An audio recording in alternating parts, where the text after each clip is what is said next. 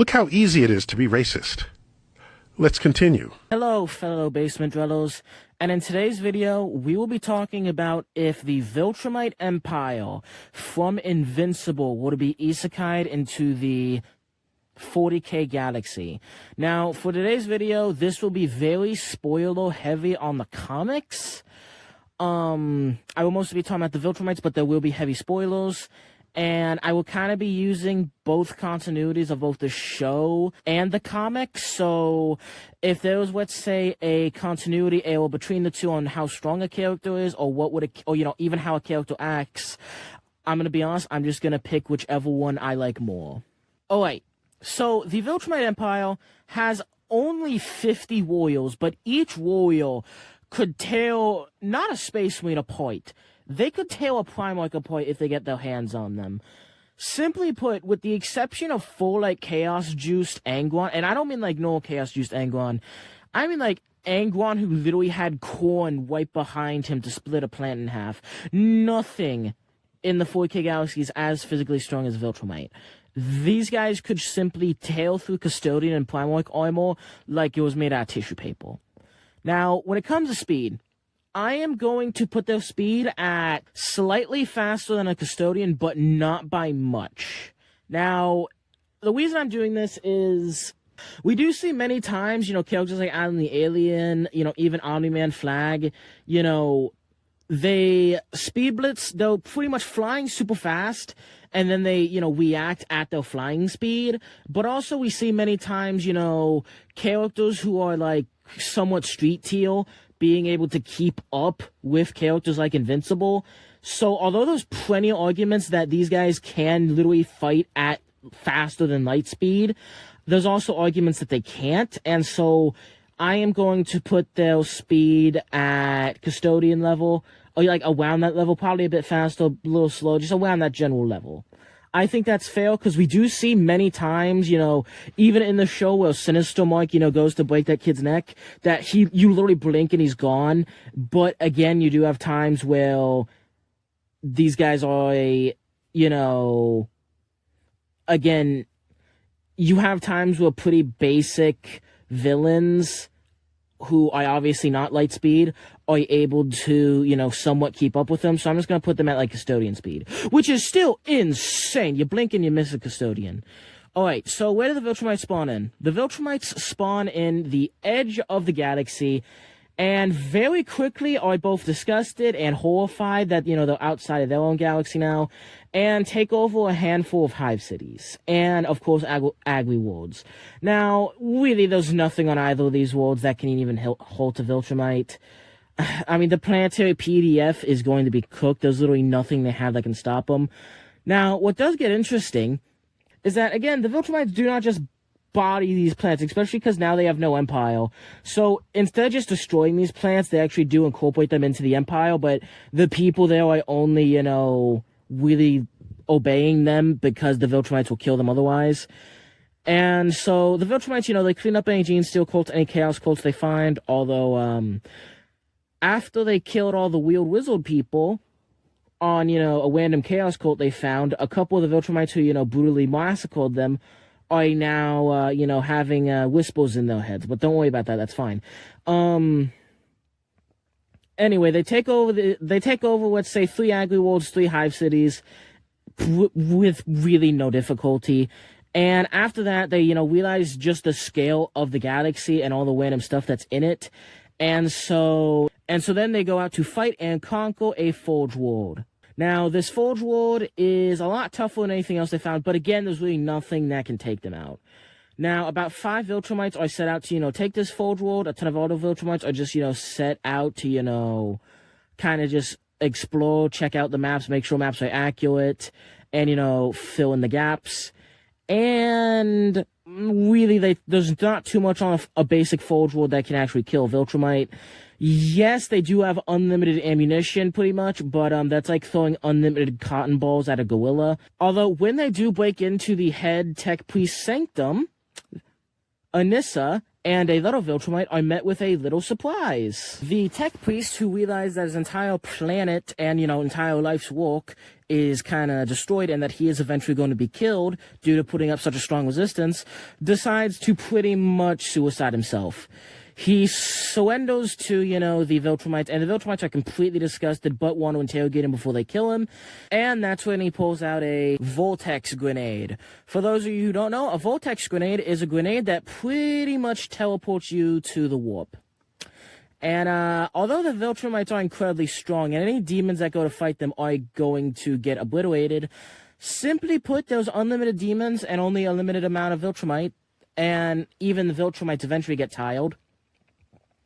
But even if they could survive indefinitely in the warp, which they might be able to, there's no way for them to get back out. So, both Anissa and a little random Viltrumite are gone. So that now they're down to 48 Viltrumites. Now, given that the Imperium is already in a pretty bad state, losing 3 Agri Worlds, 3 Hive Cities, and having a, entire Forge World being reduced to rubble, because I imagine the tech priests aren't exactly going to surrender. The Viltrumites take over the planet by pretty much putting a "Earth isn't yours to conquer." Yeah, so the Viltrumites pretty much reduced that place to rubble. But they still see the importance of the Forge World, even though how disgusting it is. I want to clarify, the Viltrumites in the show and the comic, as we see with Nolan, the second Viltrumites pretty much come to Earth, they're immediately disgusted by humans. Before then, getting into a relationship and chilling out, having a kid or two, and then pretty much becoming quote-unquote soft. And by soft, I mean just not genocidal. And, pretty much giving up, kind of just not wanting to do the whole take over the galaxy thing. They pretty much just want to have families and just chill out. But that does not happen in this world because Hive Cities, Gene Stealers, Hive Scum. Keep in mind, it takes a planet that's at least relatively, similar to Earth, and all the Viltrumites lived on nice areas of these Earths in the comic books to, actually begin to chill out. They see Hive Cities, they might even become more radical and more arrogant. I guess racist would be a better word. So they reduced this place to rubble, and a massive, and I do mean massive, fleet arrives to, reclaim what was lost, because reports did come out, and there's really nothing they can equate this to. I mean, maybe the Crave, but literally no one but the Dark Angels even know the Crave exists, so not them. I guess the only thing they could equate this to is some, insane Chaos Champions. So I imagine the Inquisition and a massive contingent of Guardsmen come out, assisted by an entire Space Marine chapter. Which Space Marine chapter? The generic Ultramarine successor. Now, I want to clarify, the Inquisition and all Inquisitorial agents and all of those millions of Guardsmen and massive ships that are sent out, papal. There's nothing they can do. There's nothing they can do. The Viltrumites aren't even getting a sunburn. There's simply nothing. There's going to be casualties in the millions. There's nothing they can do. Now, what does happen is eventually 5 Viltrumites board a Space Marine battle voyage. They haven't counted 1 or 2 Space Marines, and although, again, of Space Marine versus Viltrumite is gorilla versus tissue paper, they do still realize that this is a very powerful royal cult, and they want to learn more about it. So they enter the ship and whip apart hundreds of Space Marines. Keep in mind, bolt guns are strong. Bolt guns aren't even going to graze the skin of a Viltrumite. And I want to clarify, Nolan was able to straight up move a meteorite the size of Texas. I am too lazy to calculate that, but no character in 40k is doing that. Now, keep in mind, no one is incredibly strong. He'll take on 3 Viltrumites at once. But I don't even think the feat was all that hard for him. But let's just say, hypothetically, lowball the Viltrumites and say that was his absolute peak. And, the average Viltrumite can only move, a third Texas meteorite. they're still going to physically peel the armor off of anything they encounter. Primarchs, Custodians, doesn't matter. And not to mention, again, I have put their speed at, like, Custodians level, so they're also blitzing Space Marines. And again, Chainswords are going to break on impact, bolt rounds are doing nothing, so they simply whip through, like, 700 Space Marines until they encounter the Chapter Master and Force Company. Now, one of these Viltrumites runs up to punch the Chapter Master, seeing that, he's the leader and whatnot, and does, putting his fist right through him, crushing his heart, but doesn't realize that he has a second heart, and he gets stabbed with a power sword through the stomach, and has the power sword whipped out of him, killing him almost immediately. Now, the other Viltrumites freak out, because, Viltrumites aren't supposed to, just be killed like that. And during the commotion and the melee, as they begin to whip apart the remaining Force Company, a little Force Company veteran Marine is able to sneak behind a Viltrumite with a power claw and shoves it through his spine before then whipping it out, before then getting backhanded by the crippled Viltrumite and killed. And the other Viltrumites now being much more cautious of their power weapons, and again being faster and way stronger than these Space Marines, and having more combat experience. Although probably significantly less combat experience against strong opponents, but that doesn't really matter, because the Space Marines are, compared to them, not strong. They only won because power weapons... Okay, so I want to clarify, the reason why power weapons kill Viltrumites is because it doesn't matter how strong you are, how tough you are. Power weapons have a force field around them, pretty much, that pushes apart atoms. Whether if the atoms are normal or smite doesn't really matter. So it doesn't matter how strong they are, the atoms are simply getting pushed apart and turned into just liquid.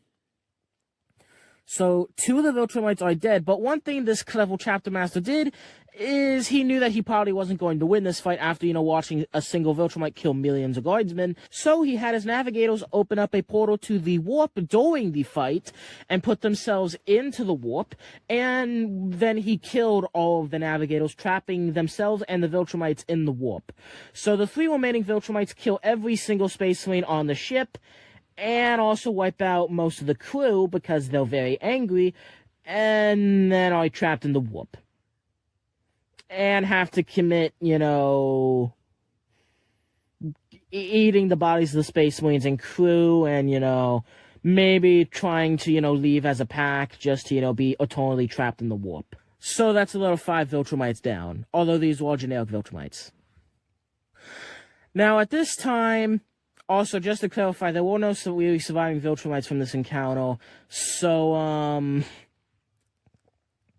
Grand Regent Flag doesn't really know where they went.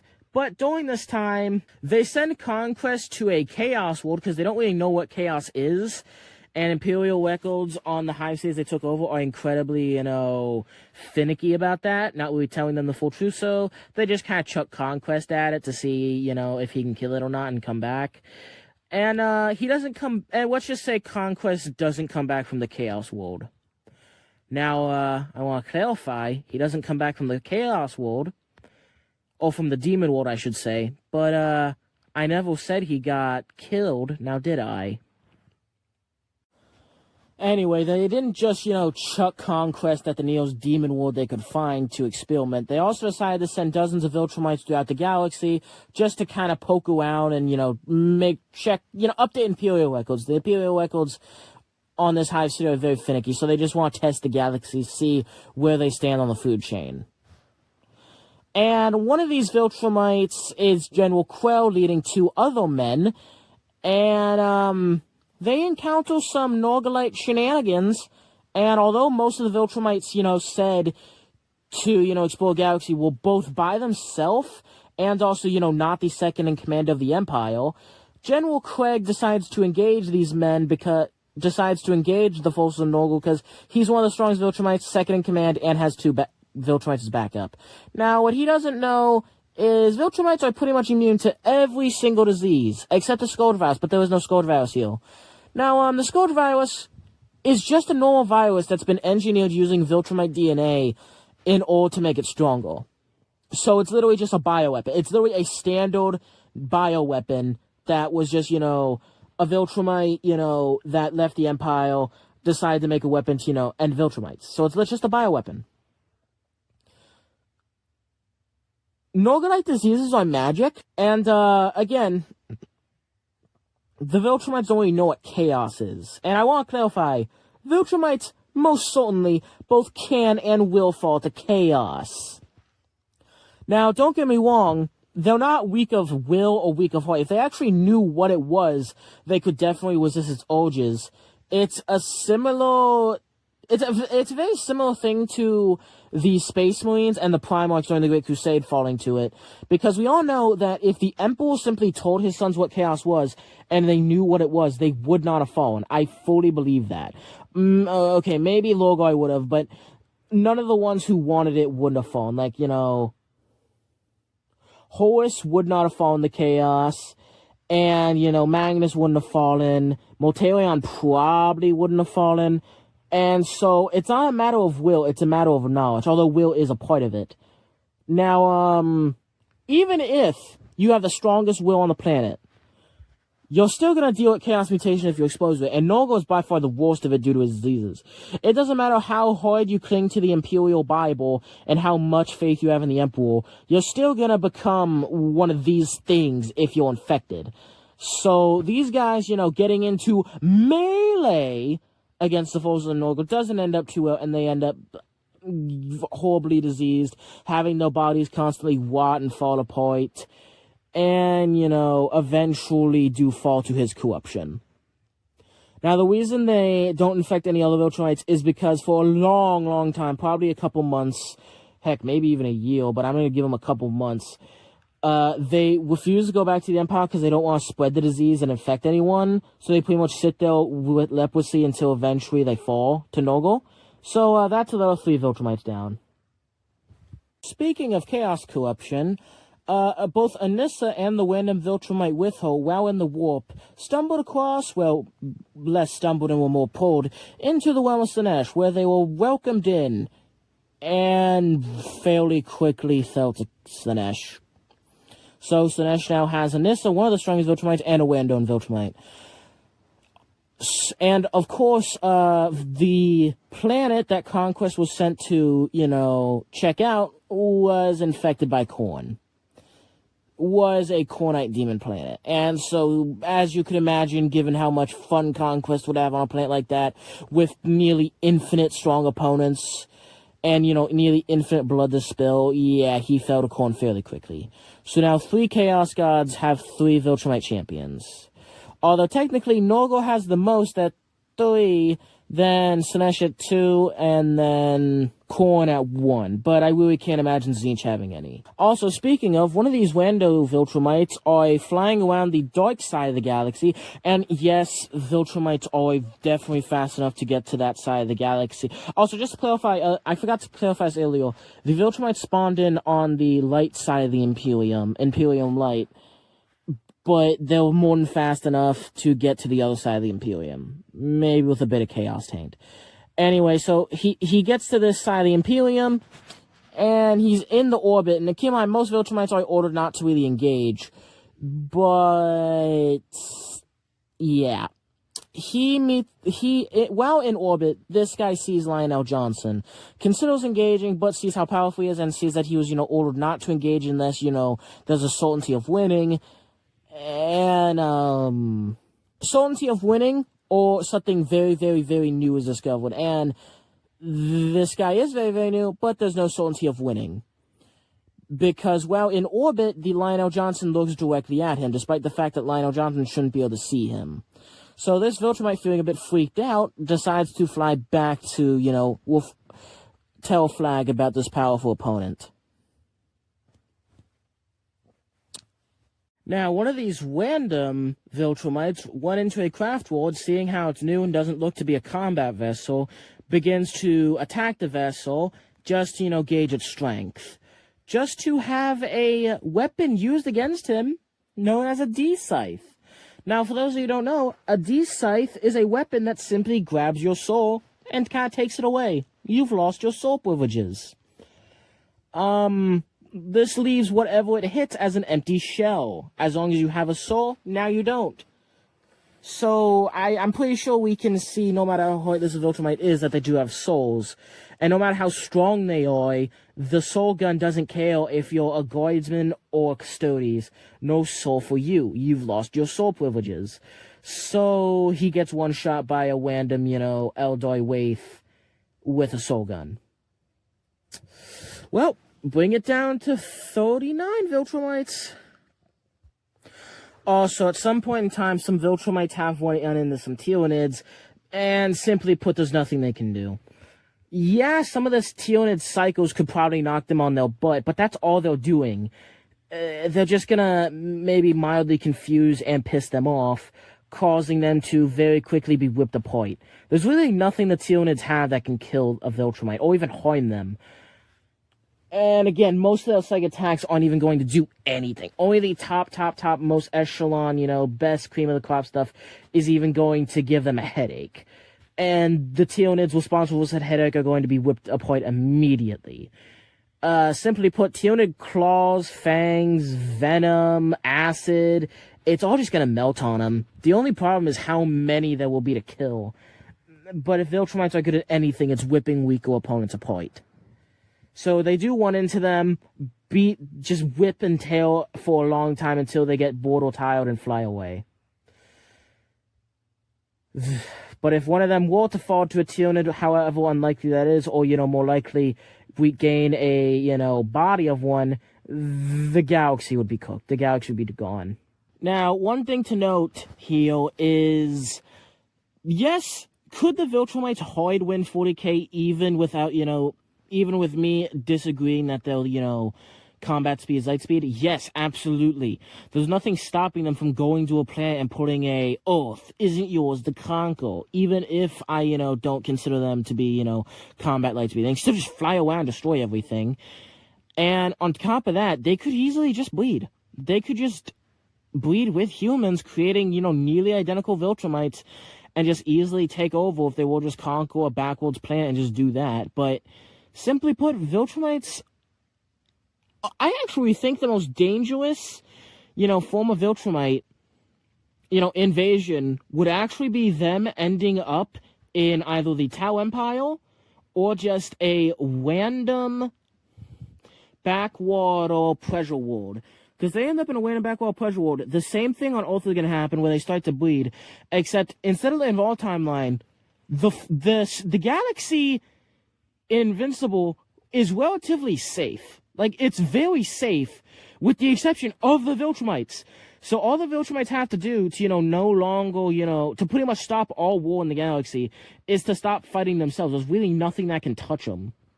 So them coming to a beautiful, nice planet where everyone's chill, getting a family, settling down, and wanting to give up world conquering, that's not going to happen in 40k if there's a nice planet.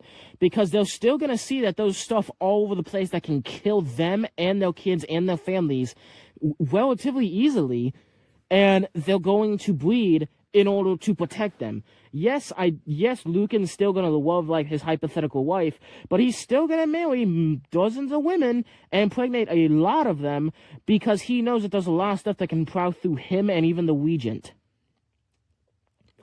Prowl through isn't the right word, more like get a lucky shot, but still. So, because of how dangerous this galaxy is and how many Viltrumites they've lost in just a few months, at most, even if they did find a pleasure world, yeah, they are going to probably chill out with humanity, not wanting to genocide, normal people, but they're still going to want to take over the Imperium and, not give up conquest. Unlike, all timeline where they chilled out. Now, keep in mind, even though they do chill out in, the Invincible timeline, they still all at first to see humans as disgusting vermin in these nice, clean cities, in very respectable, chilled out, relatively advanced humans. And reasonable humans, I should mind you. So what do you think they're going to do when they see hive cities again?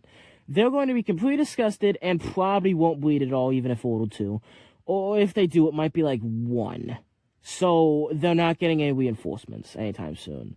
Now, Flag does not want to keep taking these, losses, especially because they just refuse to repopulate. I mean, maybe he finds a Tyranid cult. Maybe he finds a Gene Steel cult and does what he does best with bugs and makes a whole army, but unlikely. So I believe that with the knowledge he has of the 40k galaxy and the, his military tactics and whatnot, and, his mindset, I believe that him and his love for conquest, and, not wanting to keep losing warriors to attrition, I believe he would want to take Oath and take over the entire Imperium in a single battle. I think his plan would be to take over Oath and then just make everything else submit, and then over time, using the Imperium's already mighty strength and their own, take over the entire galaxy, giving the entire galaxy to them. So 39 Viltrumites attack Oath, and the only heavy hitters they have left are Omni-Man and, of course, the Grand Regent himself. Now, they attack Oath, and they wreak absolute havoc. Thousands of custodians are dead. Thousands upon thousands of space marines are dead. Millions, if not billions, of guardsmen. Planetary forces are destroyed. Lucifer Blacks are killed. Tempestus Signs are killed. Sisters of Battles are killed. But the thing is, they lose a lot of Viltrumites, especially to custodians. You know how I said earlier that a Viltrumite can whip a custodian apart with ease? Well, power weapons can also kill a Viltrumite with ease. And what do all of the Emperor's glorious 10,000 men have? Yeah, power weapons. And at that, power weapons that allow them to keep a teensy bit of distance. And due to their relatively equal speed, they can maintain that distance. So, because of that, dozens and dozens of Viltrumites are killed by custodians. And on top of that, the homeworld of the Minotaurs is Oath, and out of all Space Marine chapters, with the exception of probably the Raven Guard and the Quakericons, due to their love of stealth and, power weapons, especially power claws, which again would cut through them. Speaking of, earlier on when a Space Marine got his back torn out by a, power claw, originally the space sharks were actually supposed to be on the Battle of Earth, but I thought it was fairly unrealistic given how slow warp travel is and how they're always in the edge of the galaxy. In fact, it was actually Typeros would whip out one of the head Viltrumites' spine, but I decided to change it to a standard Viltrumite, and, unfortunately, I wasn't able to find a good way to include them, but that's just a little Easter egg. Anyway, so besides that, despite the fact that it could easily take several dozen, maybe even 50 or more custodians to kill a Viltrumite, Viltrumites are dropping anytime they encounter custodians. And not to mention, for every time a Viltrumite's able to have a good crash out and, fly through dozens of custodians before getting stabbed in the head, or stabbed repeatedly and cut through the body and killed, there's a good time where a custodian is able to sneak up on a Viltrumite and just decapitate it.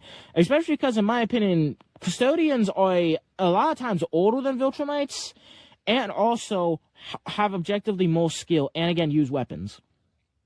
But again, Viltrumites only need weapons, because if they get their hands on a custodian, they can just whip them in poi. It's literally tissue paper.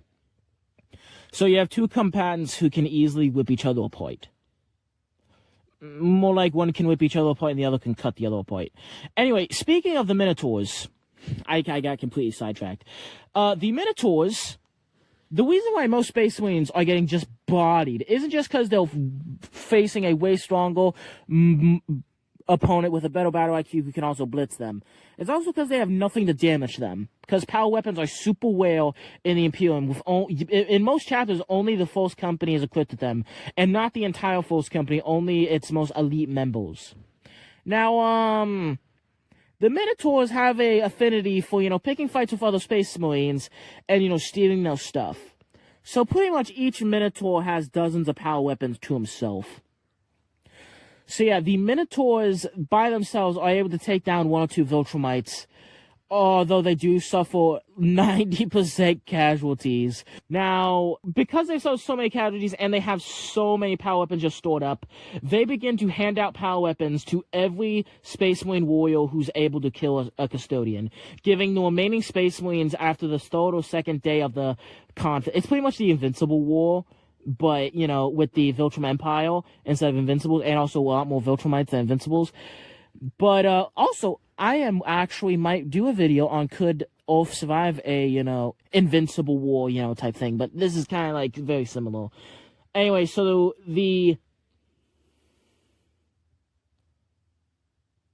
Minotaurs begrudgingly hand over a lot of their power, or should I say lease out a lot of their power weapons to other chapters on Earth, or to random space marines on Earth, or to, companies on Earth, because Earth is always very well defended and does have a lot of space marines on it, especially Imperial fists. Now, for every 100 Imperial fists, they only take down a Viltrumite. For every dozens upon dozens upon dozens of, Minotaurs, they only take down a single Viltrumite. But I do want to clarify, at one point in time, there was a Viltrumite flying, and a Minotaur does, flow one of his power spears into his chest, which caused the Viltrumite to crash, although he's still alive, but then he's brutally stabbed to death by power spears. I just think that's a funny death. Anyway, so there's this massive war. Eventually Wabute Gilliman shows up, coming back as fast as he can to Terra with hundreds, if not thousands, of space marines, all, again, equipped with power weapons, because, he got reports that power weapons are really the only thing that can damage these guys. That and Vortite grenades. I imagine a couple of custodians use those to, get rid of one or two. But anyway, at some point in time, the Viltrumites keep trying to invade the palace, but anytime they do, they'll immediately swarmed by custodians. And eventually, Wapute Gilliman shows back up and, begins to lead, counterattacks, lead battle stuff. But again, really all they can do is get Marines and custodians in a room with power weapons against a Viltrumite. And that's very hard because again, there's probably at this point, the custodians are at half strength. I could easily see 5,000 custodians being killed. Although they've taken out probably over 20 Viltrumites. Probably like 25. Most of the dead Viltrumites on Earth are due to custodians. Although they have lost over after them. I could even see like 6,000 custodians dead. And keep in mind, the custodians are a lot. It's just the fact that the Viltrumites decided to go after the strongest planet first. Well, I guess 8th. Anyway, so eventually, they decide to lead a 2-part attack where Grand Regent Flag will attack the leader of the Imperium Gilliman, while, being assisted by some other Viltrumites. And Nolan will try to attack and, take over the Golden Palace. Also, just thought I should note this. Power hammers do absolutely nothing to a Viltrumite. I mean, at best, it will knock them on their butt for a second. Probably not even that, they'll probably just tank it. That's because power hammers work by just storing up a lot of energy, then, exporting it, and, then just releasing it onto a target, which a Viltrumite can just tank. Anyway, after dozens of Viltrumites have, died, attacking custodians, Nolan leads a remaining squad of Viltrumites to, siege the palace. He flies in, breaking everything, killing dozens of custodians, before eventually before the story then pans over to Flag, who then is, bodying, and I mean bodying Space Marines. Although the majority of the Viltrumites following him do eventually get killed or picked off one by one by Ultramarine champions who were able to get a lucky shot in before them being deployed. Now, eventually, Flag meets up with Gilliman, and Gilliman gets dog-walked. Flag flies up, punches Bo in the chest hard enough to knock him down and drop his sword, and begins to taunt and try to force Gilliman to surrender. Now again, Flag is a very smart gentleman who wants to take over the galaxy as quickly as possible, and he doesn't want the Imperium to, pretty much break apart into dozens of pieces. So he's trying to get Gilliman to surrender, as opposed to outright killing him. Gilliman obviously doesn't like this and spits in Flag's face, which Flag is about to kill Gilliman for, because, he'll just keep fighting until he dies. And right as he's about to grab Gilliman's skull and crush it, a certain British man pretty much force walks right behind Flag and attempts to jam his sword directly through Flag's head. Now, Flag is able to move his head to the side, but Lionel Johnson is able to sense that, and before his body or brain even thinks, his instincts make him turn his sword and slice cleanly through Grand Regent Flag's neck, killing the Grand Regent instantly. Again, Grand Regent Flag is super strong, but simply put, doesn't matter how strong you are, A power weapon will simply push apart the molecules. And no matter how strong you are, without your head, you're not much. Just ask Phaelus. Now, back to Omni-Man. Well, after having all of his comrades killed by custodians, although they have definitely gotten their licks off, the custodians are probably down to like 2,000. Traders and Veloris, the current head of the custodians, is able to throw his spear into Omni-Man's chest while flying. This knocks him down, and right as he gets up and pulls the spear, he sees dozens of custodians charging and about to get him, so he simply flies directly upwards into the atmosphere and begins to try to look for other Viltrumites, and only finds a handful, gathering them up and not withdrawing, but trying to reunite and regroup with the Grand Regent, simply to find out that the Grand Regent was killed. Anyway, so after they find out about Flag's death, the Viltrumites break somewhat and begin to pretty much follow Omni-Man because he's the only, head guy in charge who's still there. And so he orders a retreat because this is a pointless battle that they simply can't win anymore without their flag, and with pretty much all of their forces dead, they're probably down to just a handful of very, very, very injured Viltrumites. Let's just say roughly about 7 Viltrumites remaining, including Omni-Man. So Omni-Man's leading 6 heavily injured Viltrumites. So they fly out to the middle of nowhere, the endless reach of space on the dark side of the Imperium, in order to, avoid capture, and pretty much set up shop on not a pleasure world, but definitely a pleasure world-like planet. A world that's not a pleasure world, but is a very, very nice, relaxing planet. And they, begin to repopulate to regain their numbers and lay low, not showing off their powers.